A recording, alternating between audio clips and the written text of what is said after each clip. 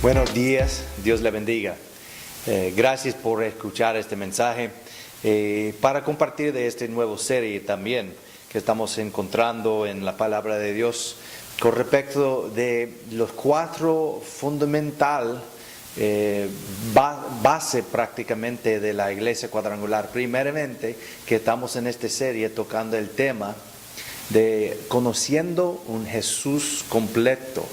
No sé que hay un Jesús en parte, pero a veces solo predicamos un evangelio con un aspecto, unos elementos, pero queremos saber, queremos conocer la plenitud de la administración de Jesucristo y el evangelio completo, y en esta serie tocando el tema conociendo un Jesús completo. En la iglesia cuadrangular que acabamos de tocar en la última serie, hemos dicho que nuestros fundamentales para conocer la iglesia cuadrangular, que solamente son puestos en cuatro cuadros, podemos decir, porque la palabra cuadrangular o foursquare significa fundamental, alguien fuerte. Cuando hablamos de una persona cuadrangular en la antigüedad, para significar que este hombre o esta mujer era alguien bien firme, con integridad, con carácter, algo fuerte. Pues esto es lo que queremos tocar también con respecto del Evangelio y un Jesús completo, que la administración de Jesús siempre tocamos el punto de la salvación, y esta serie, esta enseñanza de hoy vamos a tocar esto. Pero hay más de esto, que en el sacrificio de Jesucristo para nosotros también Jesús es nuestro sanador. Un Dios quien sana a nosotros, que Él ha pagado el precio en la cruz para nuestra sanidad. También Él ha prometido a sus discípulos, y hemos recibido hoy en día, la promesa del Espíritu Santo. Cuando Él era levantado, Él dijo: es mejor que me vaya, porque yo voy a enviar el Consolador, hablando del Espíritu Santo. Jesús es nuestro Dios, quien nos bautiza con el Espíritu Santo. Y la promesa que Jesús ha dado en Juan 14, 15, 16, 17, todo este es su último discurso, que Él dijo también: si me vaya, voy a llamar, voy a regresar, para que donde yo estoy, ustedes estarán también. Esa es la promesa, el cuarto punto de la iglesia cuadrangular, que Jesús es el Rey que viene pronto. Pero en este día vamos a tocar este tema de Jesús nuestro Salvador. Nuestro Salvador. Y oramos para empezar. Gracias, Señor, por su palabra. Te pido, Señor, que a través de esta lectura podamos entender, aprender lo que significa para tener un Salvador. Señor, te pido que este mensaje caiga en oídos que son atentos, que son disponibles, que son dispuestos a escuchar, y no solamente escuchar, pero actuar y recibir el don que ha dado a nosotros a través de su sacrificio y resurrección. Bendiga este mensaje este día, en el nombre de Jesús. Amén y amén. Bueno, este día vamos a tocar la buena noticia o las buenas nuevas. El evangelio, esta palabra, significa las buenas nuevas. Pero antes de tocamos las buenas nuevas, necesitamos explicar que sin malas noticias no necesitamos buenas noticias. Romanos nos enseña una de las cartas más complejos, hablando de la salvación, en capítulos 5 y 6, nos explica la condición de los humanos.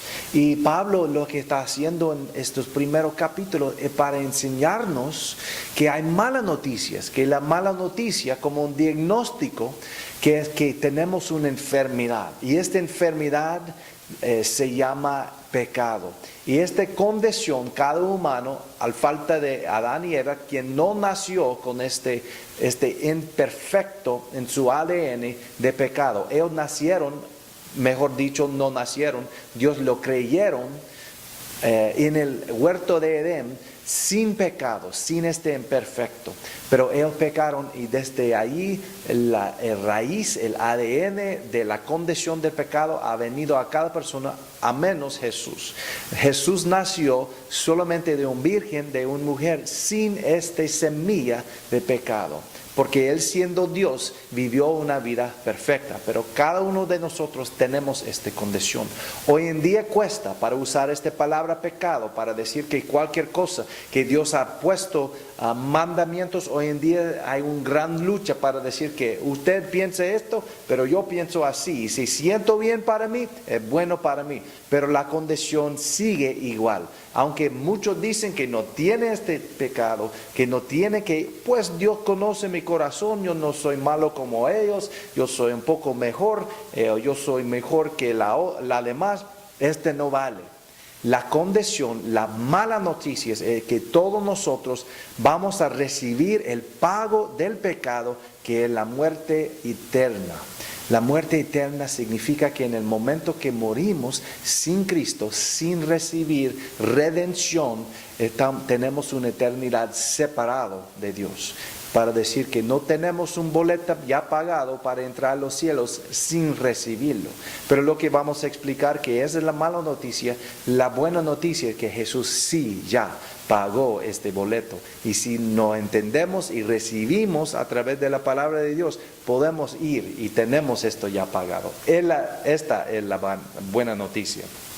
Vamos a leer en un pasaje muy conocido en Juan capítulo 3.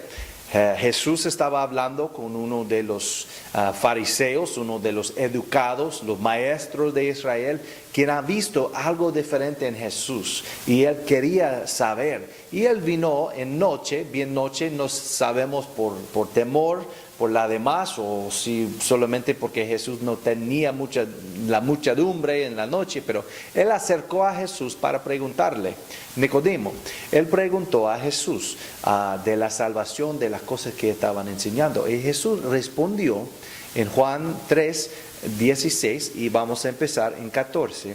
Jesús respondió: y como Moisés levantó la serpiente en el desierto, así es necesario que el Hijo de Hombre sea levantado, para que todo aquel que en él cree no se pierda, mas tenga vida eterna. ¿De qué está refiriendo Jesús? Había una plaga que vino en el desierto, y Dios mandó a Moisés para hacer un serpiente que estaba en forma de unos serpientes que estaba picando a las personas y estaban muriendo del veneno, de esta enfermedad. Pero Dios dio a Moisés a través de esto curación, que cada persona que fijaba a este serpiente de bronce podrían ser sanados. Pero él estaba representando también como el Hijo de Hombre, hablando de Cristo mismo, que si él va a levantar en un palo de madera, como tenemos una representación aquí, cada que fijan a él serán salvos también. Este fue el contexto que Nicodemo va a entender perfectamente. Y Jesús siguió con un pasaje muy conocido a la mayoría. Porque de tal manera amó Dios al mundo, que ha dado a su Hijo unigénito, para que todo aquel que en Él cree no se pierda, mas tenga vida eterna. Porque no envió Dios a su Hijo al mundo para condenar al mundo, sino para que el mundo sea salvo por Él. Ese es el Evangelio en uno o dos versículos. Que Dios ha enviado su Hijo unigénito, y si han tomado nuestra clase de OBS entienden que es Jesús no solamente un Hijo nacido, pero el segundo parte de la Trinidad, siendo Dios quien creó todo el universo, vino para vivir como uno de nosotros, porque solo los humanos pueden rescatarse mismo, pero nadie era perfecto, nadie pudiera hacerlo. Por esto Dios vino como uno de nosotros, como un humano, nació de la Virgen María, y Él vivió una vida perfecta y murió para pagar nuestros pecados. Pero Dios no envió a Jesús para condenarnos, sino para rescatarnos. Esta es el Evangelio. Pues Jesús nos salva, nuestro alma y espíritu. Pero también Él nos sana, hablando de nuestro cuerpo. Él nos llena, empoderamiento. Él nos da el poder del Espíritu Santo. Esas son las cosas que son parte del Evangelio. En las siguientes semanas vamos a tocar más profundamente. Pero hoy queremos parar aquí en la salvación. ¿Qué significa la salvación? Y hay 3 palabras que utilizan los teólogos que explican más profundo qué es la salvación. Y el primero es regeneración, redención y justificación. Regeneración es algo de teología. Redención es hablar de pagar el precio, y justificación es un término más legal, hablando de nuestra postura, nuestra posición ante Dios. Pues si quiero explicar que vamos a profundizar en esta enseñanza. Antes, cuando hemos presentado estos mensajes, durábamos 2 domingos para dar este mensaje. Este día vamos a tocar todo de estos 2 mensajes en un solo. Abróchense su cinturón, porque vamos a meter mucho en la palabra de Dios y vamos a ver más profundo lo que significa la salvación. Aquí, primero punto, regeneración. Regeneración. Significa nacido de nuevo. Nacido de nuevo. Y el texto que tenemos para representar esto nos encontramos en el libro de Juan, capítulo 3, donde acabamos de leer, pero vamos a un poco adelantar en este discurso con Nicodemo. Aquí en versículo 3, respondió Jesús y le dijo: de cierto te digo, que el que no naciere de nuevo no puede ver el reino de Dios. El que no naciere de nuevo. Y Nicodemo lo dijo: ¿cómo puede un hombre nacer siendo viejo? Ya soy grande, ¿cómo puedo nacer de nuevo? Hablando del físico. ¿Puedo acaso entrar por segunda vez en el vientre de su madre y nacer? Respondió Jesús: de cierto te digo, que el que no naciere de agua y del Espíritu no puede entrar en el reino de Dios. Está hablando de un nacimiento no solamente físicamente, pero del Espíritu también, Regeneración también significa para entrar un nuevo mundo. Realmente lo que estamos explicando es que hay otra dimensión, hay una dimensión donde vive Dios, que los cielos no es algo, sí es algo muy real, pero no es algo tangible. Cuando hablamos de espíritus, de ángeles, de demonios, hay otras dimensiones que a veces no podemos ver, pero encontramos en la Biblia que a veces sí pueden ver a los ángeles, otras dimensiones. Pero lo que está pasando realmente es que estamos entrando en una nueva dimensión, para decir que somos sentados, como la Biblia nos enseña, las cartas de Pablo, él explica muy profundo, que estamos sentados en el momento que aceptamos a Cristo, estamos sentados ya en los cielos. Aunque vivimos todavía aquí, nuestro espíritu que está viviendo dentro de nosotros, en el momento que nuestro cuerpo muere, ya nuestro espíritu está vivo y siempre está conectado. Estamos viviendo mientras estamos aquí, en el momento que recibiremos la nueva vida de nuestro espíritu está trasladado, está viviendo en otra dimensión. Esa es la maravillosa de la palabra de Dios. No estoy inventando, este no es algo de ficción, de ciencia, este es de verdad, pero es una verdad que encontramos en la palabra de Dios. Regeneración también significa que el precio ha sido pagado, que Cristo pagó el precio. En el pasado, mucho del lenguaje del Nuevo Testamento es en griego, y había una costumbre en el pasado, cuando había un esclavo, que había otros que pudieron pagar el precio. Y hay historias de lo que sí que querían liberar a un esclavo. Lo que hicieron es que en el momento que están vendiendo, ellos estaban pidiendo el precio. ¿Quién me doy 20 dracmas? O 30 dracmas allá, 40, ok, vendido a 40 dracmas. Y él lo tiene, y aquí viene su esclavo con cadenas y todo. Y dije: vaya, libre. Yo he pagado el precio para que andarás libre. Y desde este momento cuando esta persona que pagó el precio para esta persona, este esclavo, el momento él dijo, voy a escribir, ahora eres libre. Yo he pagado el precio de su esclavitud. Ese es exactamente lo que Jesús ha hecho a nosotros. Hemos vendido nosotros mismos a través del pecado y Él ha pagado el precio y Él dijo que pertenece a mí porque son parte de mi familia, pero yo voy a dar libertad para vivir libre del peso del pecado. Amén. Punto número 2, la redención. ¿Qué significa redención? Este significa restauración. Hoy en día mi esposa encanta ver cuando entra en una casa, hay mucho que pueden ver en el tele hoy en día, el programa, cuando entra en una casa y es un desastre y ellos dicen que regresen en 3 semanas y vamos a restaurar su casa. Y ahí ponen adornos y a veces se quitan todo de un pared o un piso o algo y a veces casi todo el casa. Y regresan y ellos tienen una foto de antes, cómo estaba la casa. Y después, aquí está su nueva casa, restaurado. Aquí tengo unos fotos también que nos muestra, unos muebles que quieren restaurados, que tienen madera, pero esta madera no parece correcto, pero ahí está restaurado. Ahora también hay una silla que necesita poner la tela y restaurarlo, y ahora también una mesa, hasta las fotos hoy en día que pueden tomar las fotos de antigüedad. Ahora tenemos digital, pero antes solo tuvimos, si perdimos un foto en el agua o en un fuego, ya no tenemos. Hoy en día pueden restaurar hasta las fotos también. Esta es exactamente lo que el Señor está haciendo a nosotros. Segundo Corintios nos enseña que si somos en Cristo, nueva criatura somos. Aunque parece antiguo, lo que está pasando es que nuestro espíritu en el momento ya es nuevo. Y este espíritu, hasta el punto que permitimos, este espíritu nos renueva desde nuestro interior, sabiendo que en el futuro vamos a ser restaurados completamente con el Señor. La restauración.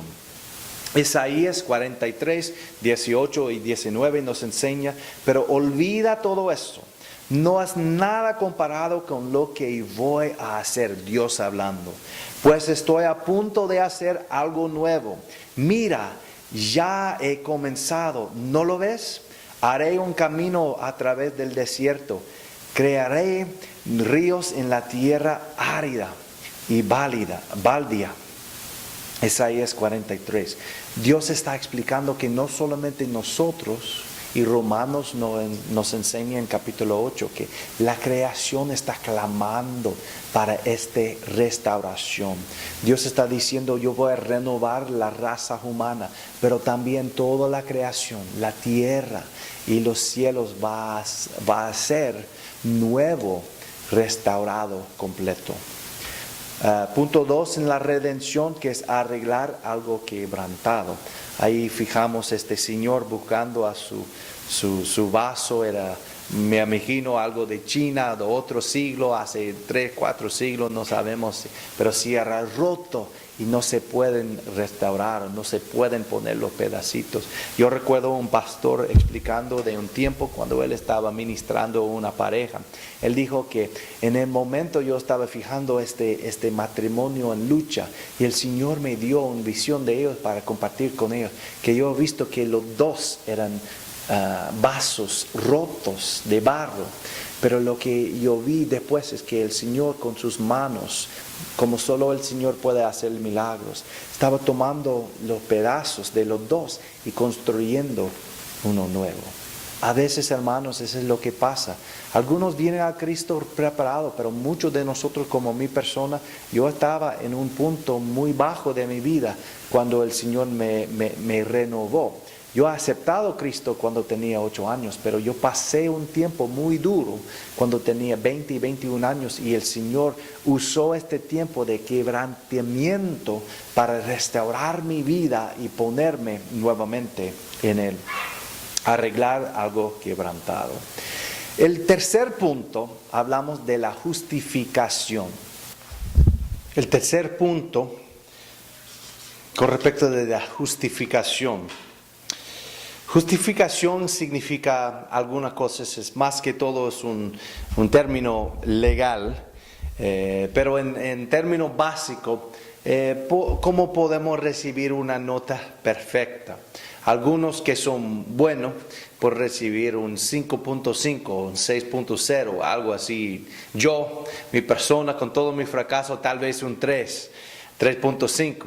Pero lo que está explicando es que legalmente no vale nada menos de un 10.0.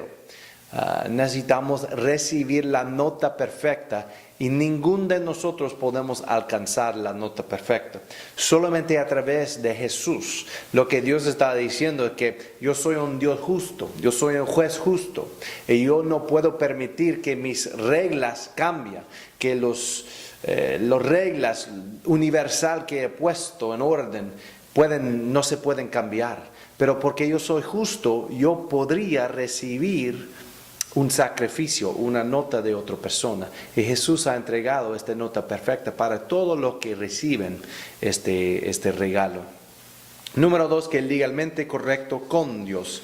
Romanos 5:8 nos enseña: pero Dios demuestra su amor por nosotros en esto, en que cuando todavía éramos pecadores, Cristo murió por nosotros. Él pagó el precio completo.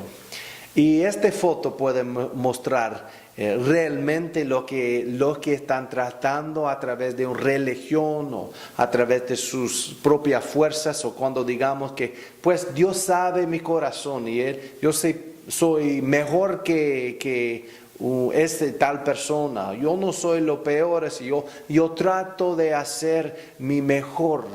La verdad es que nadie de vale.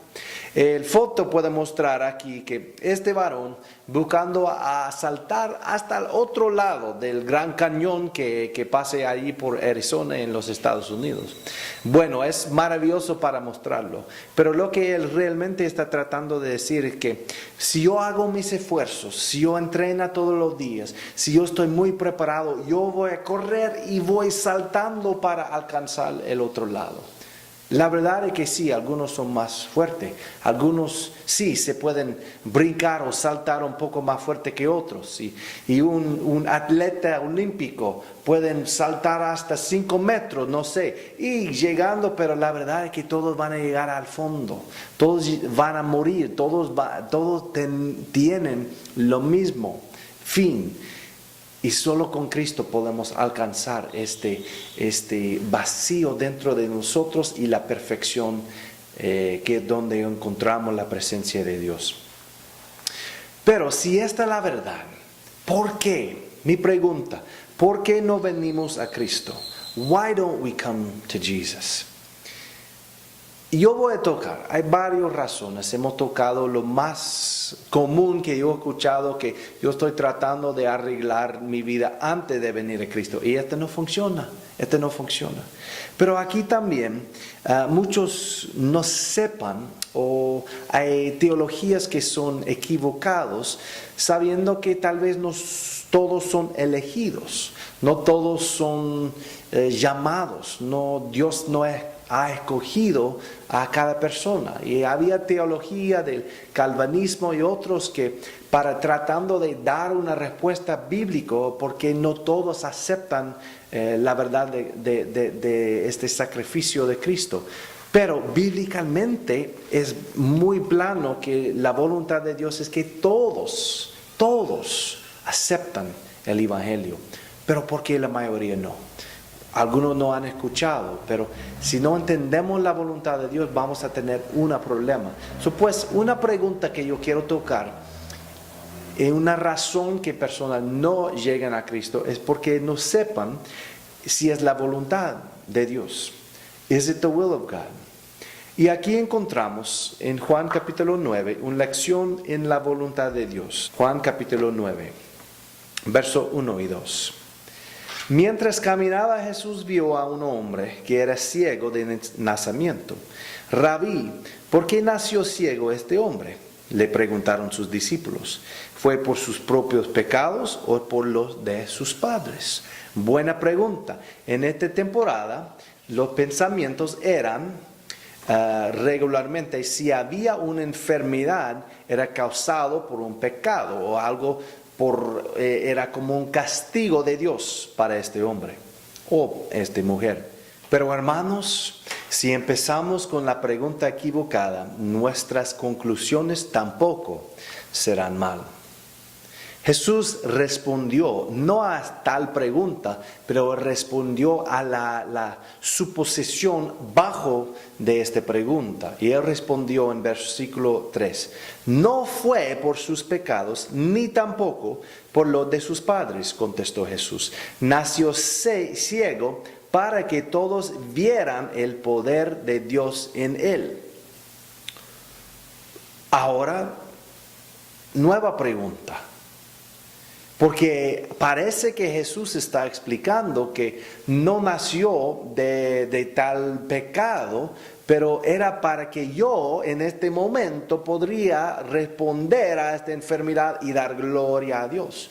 Si solo sacamos de este versículo, podemos pensar que tal vez Dios lo puso esta enfermedad y este hombre vivió casi toda su vida a este punto para que solamente puedan dar gloria a Dios. Si esta es nuestra suposición, vamos a tener una imagen equivocada todavía de Dios. ¿Fue la voluntad de Dios que este hombre que nació ciego? Jesús respondió después de esto, debemos llevar a cabo cuanto antes las tareas que nos encargó el que nos envió. Pronto viene la noche cuando nadie puede trabajar, pero mientras estoy aquí en el mundo, yo soy la luz del mundo. Versículo 4 y 5. Lo que Jesús estaba explicando es que no era que alguien pecó y Dios estaba castigando, tampoco que Dios lo puso esta enfermedad solo para dar gloria cuando Jesús se fue caminando enfrente de este hombre que vivió estos años, estas décadas con esta enfermedad solo para que Dios pueda decir yo soy grandioso. No, Él estaba explicando que la voluntad de Dios no depende de por qué sucedió esta enfermedad. Dios no lo causó, es la condición de la creación bajo el pecado, los castigos del enemigo, las luchas, las cosas que ocurren en el día. Y Jesús estaba explicando, no, la voluntad de Dios es punto así, para sanar, para salvar, para rescatar y para hacer redención, para restaurar su creación. Muchos piden y preguntan y no llegan a Dios porque están pensando, si Dios es un Dios de amor, si Dios es bueno, ¿por qué ocurre la enfermedad? ¿Por qué ocurre la muerte? ¿Por qué ocurre esas guerras? ¿Por qué gente está matando a otra gente? Están abusando a otra gente. Si Dios es bueno, ¿por qué permite que esto ocurra? Y esta es una pregunta equivocada porque la suposición es que Dios está controlando todas las cosas. Yo quiero explicarles que la voluntad de Dios era para tener una creación perfecta, pero Él lo entregó a los humanos y en vez de los primeros humanos, ellos entregaron al enemigo, y en el momento que entregamos al enemigo, Él es para destruir, para robar y para mentir, según Juan 10:10. Pues no estamos echando la culpa al Señor, porque Dios es justo, pero Él ha dado esta autoridad a nosotros. Muchas veces no queremos decir o queremos preguntar y echando la culpa al Señor porque no podemos recibir la culpa que es nuestra. Que todas las cosas que ocurren malas no son de Dios. Sí, Dios permita, pero Él ha permitido porque ha dado autoridad a nosotros. Dios no está mandando enfermedad. Dios no está mandando. Si Dios tiene el poder, Él es soberano. Y en el último día sí, Él va a enviar a Cristo nuevamente para poner todas las cosas correctas. Pero mientras estamos viviendo en este tiempo que parece muy larga, pero en vez de todo la eternidad es muy breve. Él está permitiendo que su palabra haga su obra. En el momento, cuando Él regresa, Él va a renovar todo. Hermanos, empezamos con la pregunta equivocada. preguntando si es la voluntad de Dios para sanar, si es la voluntad que alguien acepta a Cristo, si es su momento, siempre la respuesta es sí y ahora, sí y ahora. Esa es la voluntad de Dios, pero mucho depende de nosotros. Y Dios en su grandeza, en su sabiduría, maneja y trabaja dentro de nuestros fracasos. Y Él siempre está trabajando. Pero hermanos, no necesitamos pedir si es la voluntad de Dios que uno acepta a Cristo, que uno venga. Y yo estoy diciendo hoy en día, si has esperado para su día, si estás esperando, hoy es su día según la palabra de Dios. Seguramente no tengo duda que hoy es su día para recibir la salvación. ¿Qué es la voluntad de Dios? Yo voy a mostrar algo en este momento. Pues, ¿qué es la voluntad de Dios? Quiero ofrecer una ilustración y con este lazo yo quiero mostrar algunos aspectos de la voluntad de Dios, diciendo que tal vez este lazo es la voluntad de Dios. Para algunos, como ya hemos explicado, la voluntad de Dios bíblicamente es que 100% cada humano aceptan este regalo de Dios, pero muchos no van a recibir. Y porque Dios es justo y ha ofrecido esta alternativa a través del sacrificio de Cristo, para algunos es un lazo de muerte, porque han resistido o tal vez no han escuchado la palabra de Dios. Él ha ofrecido y van a morir en su pecado. Para decir que la voluntad de Dios es que acepten a Cristo, ha ofrecido. Para los que no lo aceptan, este lazo significa muerte. Para algunos, como cuando andamos con nuestro cachorra, a veces es como un correa que ponen alrededor y se ponen en su collar, y ahí está para jalar y para llevar este cachorra más cerca, para mantenerlo no dentro de la calle donde hay riesgos. Y para muchos de nosotros hemos vivido así, aprendiendo de la sabiduría y todo esto, que el Señor ha usado su voluntad para jalarnos a través de la prédica, a través de buenos pastores y nuestros padres que nos jalan para mantenernos dentro de la voluntad de Dios, que es perfecta. Pero a veces cuando no queremos, en nuestro tiempo de rebelión, el Señor empieza de castigar para decir, venga, regresa, y hay un cachá, y hay una fuerza, y esta a veces duele. Este no es un Dios de rancor, es un Dios de amor, diciendo, yo he dicho, hijo mío, regrese. Hijo mío, regrese. Hijo mío, allí vas a matar, vas a morir. Venga, regrese a casa. Y para los que son hijos de Dios, a veces el Señor es muy duro con su amor para jalarnos, para castigar, no para dar dolor, pero suficiente para que regresamos a casa con el Señor. Este también es la voluntad de Dios. Y también quiero mostrar para algunos que ponen este lazo en el piso, la voluntad de Dios es muy duro. Por el legalismo es muy difícil. La voluntad de Dios es muy duro. Aquí para los que son religiosos, que tratan de hacer la perfecta voluntad de Dios, mostrando sus ayunos, su asistencia al culto, que santo, que bueno son. Ellos están caminando en la voluntad de Dios, mostrando su grandeza. Pero Jesús dijo, no haga su ayuno, no haga su oración para que la gente se vean, pero haga su petición en frente de mí. Para algunos que viven con la voluntad de Dios así como una vida religiosa, el problema es que están tratando de alcanzar la salvación con su propia fuerza, y en el momento cuando hay una caída, la caída es muy duro. Pero hermanos, ¿qué es la voluntad de Dios? La voluntad que es perfecta. Yo quiero decir que según la oración del libro de Mateo, cuando Jesús enseñó a sus discípulos, Él dijo, Padre nuestro que está en los cielos, santificado sea su nombre. Haga su voluntad aquí en la tierra como está en los cielos.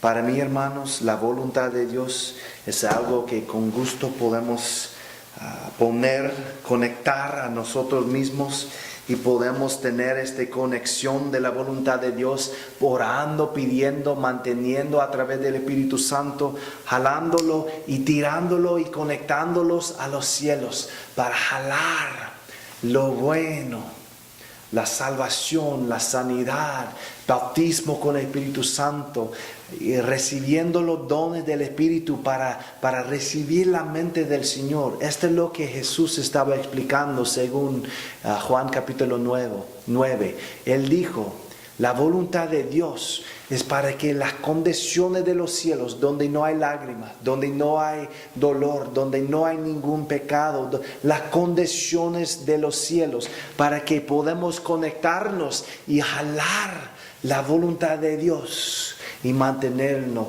dentro de nosotros mismos. Hermanos, esta es la voluntad de Dios. Si estás equivocado, si no has sentido la bendición de Dios, esta tarde yo quiero que repiten conmigo esta oración que vamos a mostrar. Porque la voluntad de Dios hoy en día que hemos experimentado es que tu vida será sanado, que tu vida será salvado, que si no tuviese una relación con el Señor, su Creador, Jesucristo, que en esta tarde, en este momento, donde quiere que andas, donde quiere que vayas, donde quiere que en el momento donde está escuchando mi voz, que aceptan el Señor. Si ese es su deseo para tener esta salvación, oran esta oración conmigo. Querido Dios, creo que Jesús es su único Hijo, quien murió para salvarme de mi pecado, para darme nueva vida, para traerme de vuelta y para hacerme bien contigo.